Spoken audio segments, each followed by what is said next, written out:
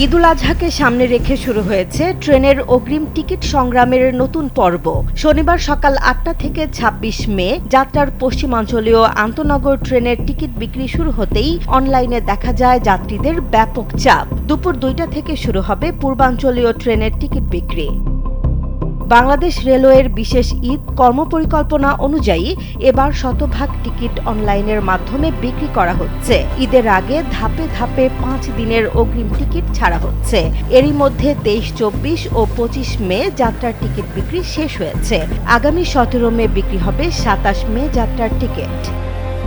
Railway জানিয়েছে, ঈদের চাঁদ দেখার ওপর নির্ভর করে ২৮, ২৯ ও ৩০ মে যাত্রার টিকিট বিক্রির তারিখ ঘোষণা করা হবে। স্যান্ডেলিনা সো, রূপচর্চায় আভিজাত্য।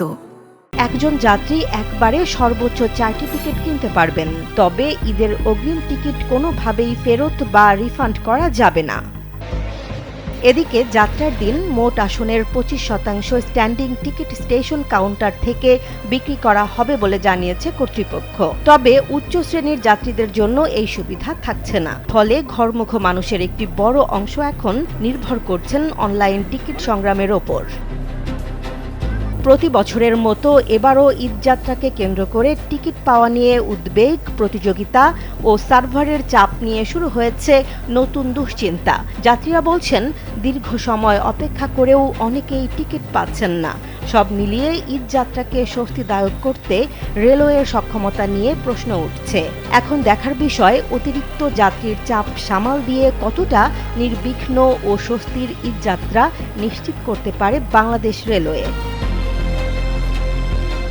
জেসমিন জাহান, কালবেলা।